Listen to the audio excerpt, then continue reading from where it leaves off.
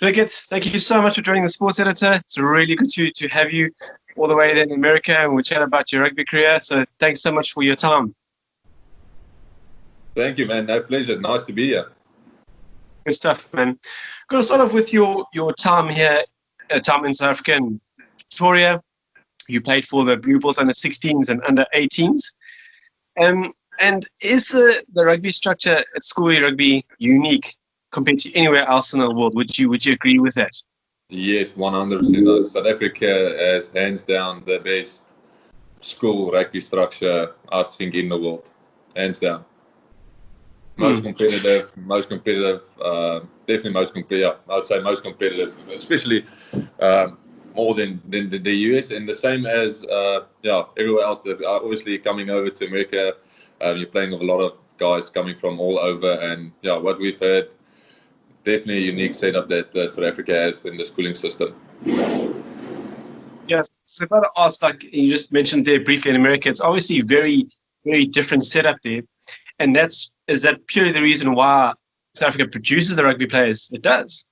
Yes, 100%. No, and that's why South Africa and New Zealand and Australia obviously stands out more than anywhere else in the world. We started playing rugby since we were 5, 6 years old. We started. I know they changed it a bit, but we started playing tackle rugby since we were 5 years old. Barefoot, going balls to the walls. I remember watching my brothers and then playing guys, writing each other off basically at that age.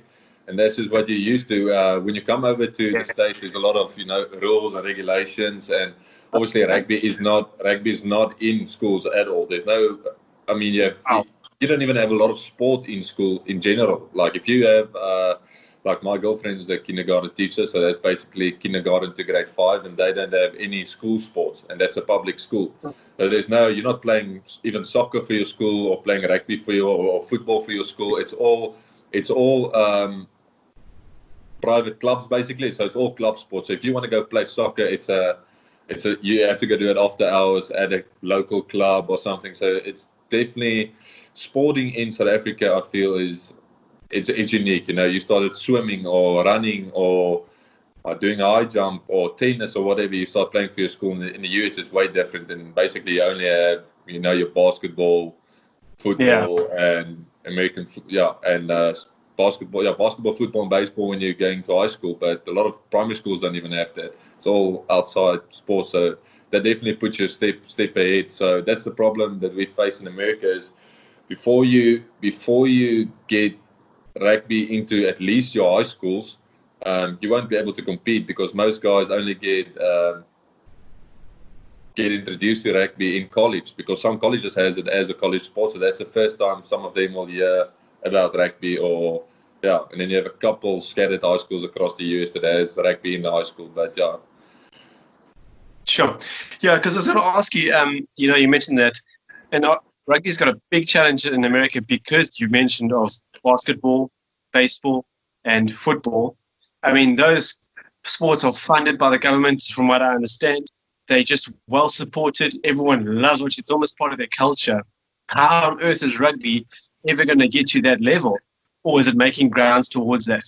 No, it's definitely making grounds towards it. I don't think in my lifetime it will ever get to that level. It is definitely making a step up. People are getting familiar with it. I mean, just where we are based, I mean, we sell out it's not a 80,000 seater, but I mean, you sell out 5,000 or 6,000 seats, prior to the season even starting. So there is definitely a liking to the sport. Football is, I think, if I'm correct, losing audience, losing fans every year. I don't know exactly what percentage it is. There is a percentage of whatever it is, 7% or whatever. You can go look at it more. But because of regulations that come in and rules changing and because it's being dragged out too much, I mean, you're watching a football game. If you actually sit and watch it, it's a 4.5 hours, 5 hours game. Yeah, but the actual playing time is something ridiculous. Like balling plays like 12 minutes or something is bizarre. So it's just it's dragged out too much. That's why they started this XFL league this year. I don't know if you heard about that, but there was an XFL league that they started up in the US this year. It obviously failed now because of the coronavirus, but it was also funded by Vince McMahon, the guy from WWE, and it was basically Yeah, so it was basically football, but it was a little bit tuned where it was shorter. Your break time is less. You don't have as much time in your timeouts. So it was basically Okay. football, but like an action football where they tried to speed the game up a bit, make it more action and stuff. That's because obviously what you're seeing in football, and that's why a lot of fans like rugby, because you're sitting and watching, and it's 40 minutes flat out. You got to race 40 minutes flat out. You're in and out of the stadium in 2 hours. That's brilliant. Well, that's good for rugby then. So let's hope rugby keeps growing.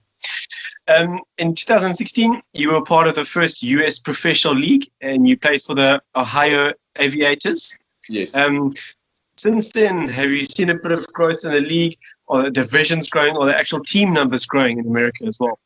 Yeah, no, definitely. I mean, because it was so far behind. Basically, it's where in South Africa you're playing, it kind of it basically stays the same level every year because obviously everyone is competitive. Yeah, it's like there's a 20% or 15% increase every year of the quality, obviously, because your American players that has never played professional before, obviously now starts playing with international guys in the team. So they start learning. Next year, so those guys get better. So obviously the league gets a lot better. Where 70% of your guys in your team were local guys. So those guys obviously has a lot of room for improvement. If you're a full-time professional, your room for improvement is little like percentages. Where if you are down at the bottom, you've got so much room for improvement. So the league just gets better every year. So we've seen it. It gets, just in pro rugby, we had a really good team, but we smashed guys with 40 points, basically, just like in the pro rugby, as soon as some of the guys came over. And even the first year still had something, but like even this year with the MLR, all the games were way more competitive. It was way closer. So you can definitely see the levels picking up. Yeah. That's very good to hear. Because just after that, you signed for the Seattle Seawolves in 2018, and they went into the professional league.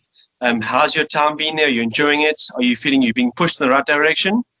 Yeah, no, definitely. I was fortunate enough to get pulled this way when the MLR started up, just by a couple of connections that I had that basically said I shouldn't go anywhere else. I should come here and stuff. And I was fortunate that I stepped into a great team culture, great ownership group. I've been treated very well, and I've had an awesome time. Yeah. That's good. Is the coffee any good? Coffee is good. I'm not a coffee snob, actually. Yeah, I don't know. You're familiar with your Cape Townian Matt Turner. He's a big coffee snob. He drinks 5-6 coffees a day. Normal. I'm happy with a Riekert coffee, mixed coffee. I'm not a big coffee snob, so coffee is good. It's very, very good. Yeah, it's good to hear. Talk about your playing position, number 8. Do you sort of play in, I could say, almost like a similar style to what you played in South Africa? Or in America, is it based on a bit more of an open game where you can just do as you feel, you get stuck in and play your natural game?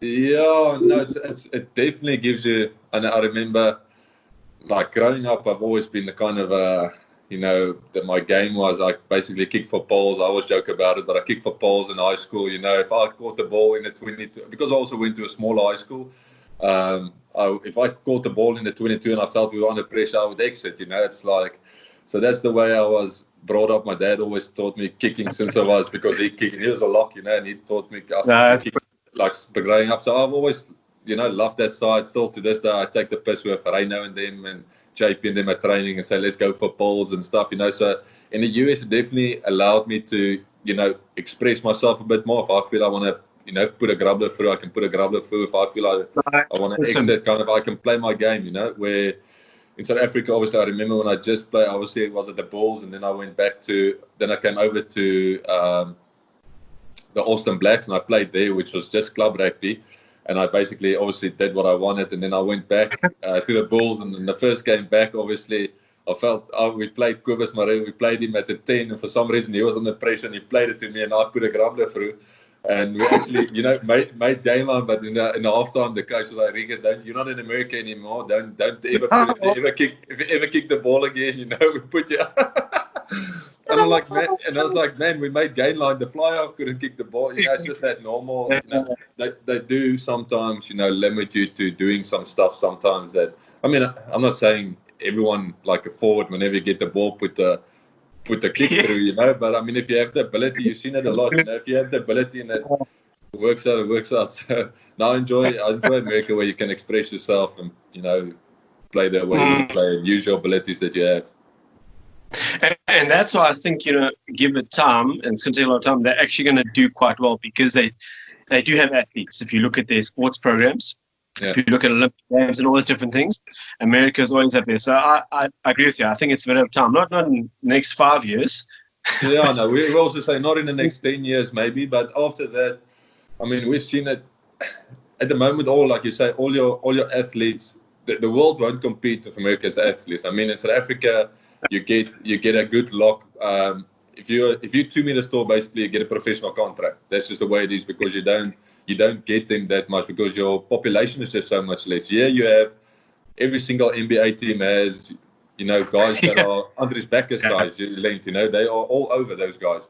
So if you can have those guys, that's why you say if you can get rugby into schools, you can take that 2 meter tall guy that maybe likes rugby more, that has no opportunity to play rugby. So then you have your selection pool is just so much bigger. We had with pro rugby, obviously, like we say, you can't compare it yet at that time, but we had two wingers that came from football. And they were absolute specimens. They were, when they were playing football, they were defensive line.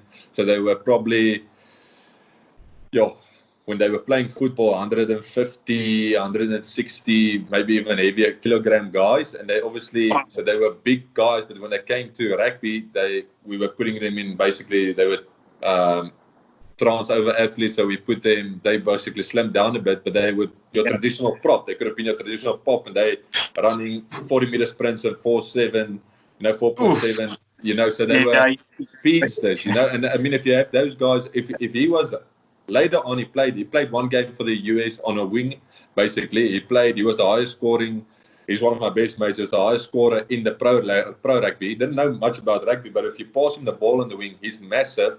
And it takes four guys literally to stop him. I would remember trying to rock on him, because there's three guys on him. There's somehow he emerges from underneath and he stands up. And I'm like, how on earth do you do that? So wow, you have those athletes. So if you can get those guys, just those two guys on the wing, if you had them on prop, that's world class. You don't get a prop. You never in the world you'll get a prop that runs. He runs. He's the speed of a wing. He's the size of a prop. And you have those kind of athletes here that just don't make it in NFL. So if you give guys opportunity and say, listen, here's now a fourth sport you can, if you don't make it to the NFL, maybe play rugby through primary school, high school, take your shot at NFL if you want to, but if you don't make it, you know the skill, you have the skill, you'll definitely get a rugby contract, then more guys will play it. Yeah. Well, I think it's just a matter of time. So it's going to be really interesting to see what happens there. And talking about your career a bit more specifically now, you had a good year last year, 2019. I got some of these stats here, and you played 1,358 minutes in 17 matches. You scored 8 tries, a jolly good conversion that. 197 carries for 1,324 meters. Must I carry on? 219 tackles, 13 tackle breaks, and 58 line-out takes. My goodness me, that's a jolly good season. Yeah, no, I was blessed, yeah. It just goes back to what you said earlier about how they're just letting you play. And that's what I feel that's going to let you get the best of the game. Because, I've never played at your level. But obviously you might see things that are currently on the field that the coach doesn't always see. And I think they just say to you see the opportunity, you take it. And that's what you've obviously done there. Yeah, no, that is something. And my brother is in high school now, and he was his last year in school, and just listening to him, and this is what I got so mad at, because he had a coach there that basically told him, he's a 2 meter, he played SA on the 16s, he played Blue Bulls on the 16s, but he had a coach there that told him, you're not a ball carrier, he's 2 meters tall, he told him, your job is to clean, you're not a ball carrier, your job is to clean. I'm like, Who tells you? I mean, you're the tallest guy in it. How can he tell you you're not a ball carrier? You're not even allowed to ball carry. Every time he makes a ball carry, he makes gain line. But you get in South Africa, you get put in, and that's like coaches in South Africa are ruining the guys by saying stuff like that. You're not a ball carrier. You just need to clean. So you basically need to run from rock to rock, where you could be he's your tallest guy, he's your biggest guy in your. He could be if you give him opportunity to do it, obviously his skills gonna get better as well. That's why I agree with you, because you obviously, I understand you got to play with a bit of structure and you've got to have ideas. No, definitely have to have structure. Yeah, 100%. I mean, that's killing the game. It's absolutely Anyway, so telling a bit about those stats, and there must be quite a good vibe in the club. Because if the guys are achieving results and being able to play like that, there seems to be a good push for you guys to keep trying hard. But in the same breath, you guys are just loving your rugby, man. You're just moving forward, and that's going to take the club forward as well, won't it? Yeah, no, definitely. No, there's a little bit of, we haven't seen it a lot, but there's definitely a little bit of competitions, in the team, especially, between the Lucies and some of the locks, and see who can make the most tackles a game, or see who can make the most carries a game. Guys look at their stats and saying, okay, you didn't make enough, I beat you on the tackles today. So there's definitely a little bit of competition between some of the guys, and that definitely, elevates the competition and your drive a bit. That's brilliant. A 15-man versus sevens, you've played both. Is 15-man rugby catching up to sevens? Sevens, I mean, they go to the World Series, they're on TV, who's that fast winger? Baker, what's his name? Perry Baker and Colin Niles, right? Yeah. Guys like running around, they're just, wow, it's brilliant. Do they sort of want to push the sevens agenda and let 15-man rugby carry on? What is sevens doing well that 15-man rugby could learn from? I mean, sevens, that's just another thing. Sevens is the reason why it catches on so easily in America is because there's not, same law, but there's not as many rules, basically. It's basically the same rules, but it's not as complicated. You don't have all the complicity in the scrum. You don't have all the complicity in the line out. It's not, stop, start, where the rules are, there's a smaller time, so there's a lot less stoppage. So it feels to the people there's a lot less rules, and it's way easier to understand. And it's also shorter and faster, and that's what America love. And then obviously, that we come back to, because you have your athletes, you don't need to know rugby very well, or you don't need to be you don't need to be I don't want to say you don't need to be a great rugby player to be a great sevens player, if that makes sense, because there's so much space. You need to be a great athlete, and yes, if you're a great rugby player, but I mean, all those guys came from football. Maybe they're not the best defenders, they couldn't pass the best when they started and stuff, but the two of the fastest guy in rugby. So if you have guys like that, you just can't, and especially in sevens, you can't compete with speed. So if you have athletes across the board, I mean, that's what they're doing really well. So you will see when they don't have them, they do struggle a bit. But they definitely, because it's an Olympic sport as well, people like it. Obviously, everything that's Olympics driven, the US, they love it. They want medals, and it relates to people. When you go talk to them about a World Cup, they don't really know. But if you tell a kid, listen, you can go to the Olympics, their eyes kind of open up. There we go. Yeah. No, I did find this funny when I saw one or two videos of them, some Americans trying to pronounce your name. Yeah. Have they put anything funny? No, they're struggling a bit. I mean, when we go to a store, still to this day, and my girlfriend is with me, who's an American, if they ask, what's your name, so then I'll just look at her and she'll just pronounce it. I'm done struggling pronouncing it 3-4 times. But most of the people just go by Ricky now, or Rick, or so. Yeah, I can imagine. Yeah, because they just can't get that R going, I guess. But that's good stuff. You've obviously qualified now to represent the Eagles, USA. And it gives you obviously a sense of accomplishment, and also just in terms of following your father's footsteps and playing international rugby. Happy with that? Enjoying the chance? Yes, I was a little bit unfortunate actually. I was in the World Cup squad. for the World Cup, and we played the final in San Diego this Sunday.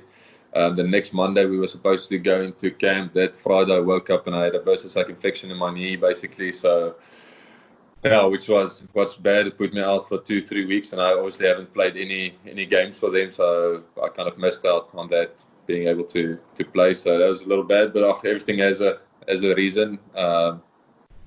So yeah, no, look forward to it whenever that opportunity comes up.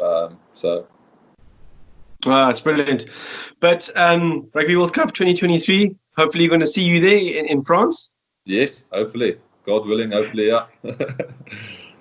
Yeah, that's going to be a hell of a competition. I'll tell you that, because there's some teams that are working really hard, and I even think France, their current setup now, they're going to do good. No, a lot of the smaller countries are coming through as well. I mean, a lot of the smaller countries is becoming competitive, getting rugby programs. I mean, Germany, Romania, all those guys getting a professional league going. So a lot of the smaller teams are obviously becoming a little bit more competitive as well. So that's good. No, it's brilliant. And obviously you've been spending quite a bit of time in America. Have you picked up any of the slang there? Are you enjoying the lifestyle? Is everything bigger? No, people joke. This was even, and I think it's probably filled through, but the guys used to joke when I came over to Austin first. By the time I left, I said, Riekert, your accent was bad when you got here, but it's even worse when you leave here. Just because I don't know if it's because I'm trying to not get the accent going or what it is, but I said I sound more South African the longer I stay here.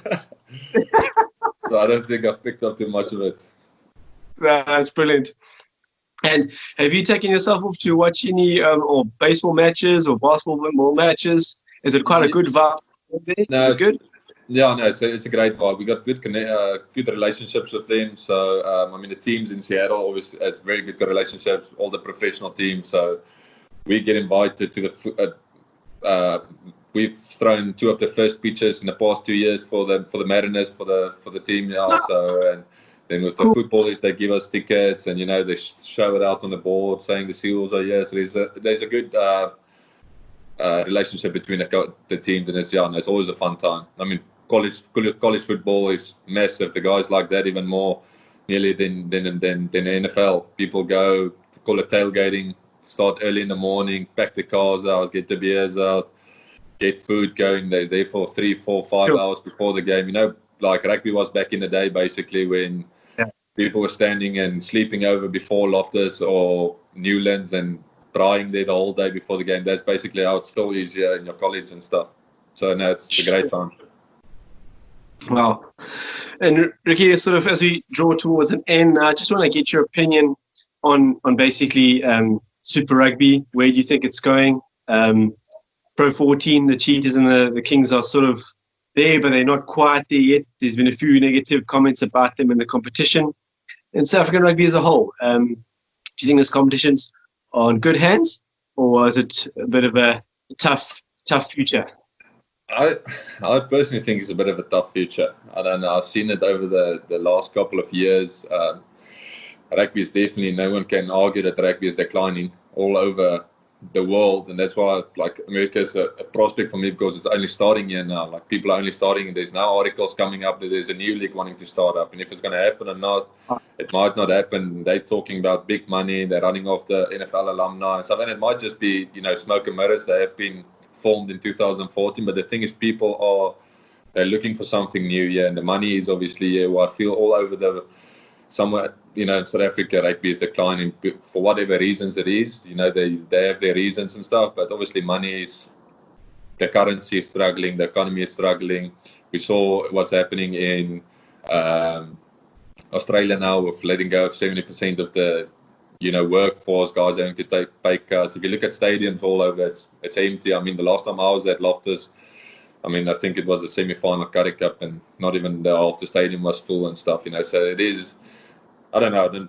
I'm a bit pessimistic about it. I don't think there's I think more guys are going to look to go overseas and looking for other opportunities. You're seeing guys. I'm speaking to my brother. You see guys that get contracts out of high school and they decide rather to come and study in the US, and play college rugby and study, get a bursary, and try and live here and stuff. So you will see. We're seeing guys coming over now that's trying to come to the US. That's still playing. I mean, there's guys that I won't mention, but that has Super Rugby contracts at the moment that's trying to come over that will take half the pay just to come over because they're trying to get out of South Africa, you know. So yeah, I think the future is a little bit bleak in South Africa. I mean, I don't think it definitely can be turned around. Everything is possible, but there's something really needs to happen quickly. I don't know if I mean, college rugby is doing good. I mean, if you look at the varsity cups, they're doing excellent. I mean, so there's definitely a way to make it work there, but they are going to have to change the business model, and they're going to have to change the atmosphere and the whole thing around it and make it, I don't know what with it, but they're going to have to do something to it. No, definitely. And I think the only way you can fix something is by being honest about it. So, no, it's, I echo definitely some of your sentiments there. It makes a lot of sense. So, yeah, interesting times. Yeah, definitely. Riekert, it's been absolutely brilliant chatting to you. It's been good to catch up with you, your career. I'm going to be watching to see how the Seawolves do as soon as everything's back up and running. And I'm sure we'll see you guys dominating there in the World Cup in 2023, man. That's it. Thank you, man. Appreciate it. Thanks for the chat. It was good. Thanks, Ricky. All the best, my man. That's all the best, mate. Cheers, mate. Go well.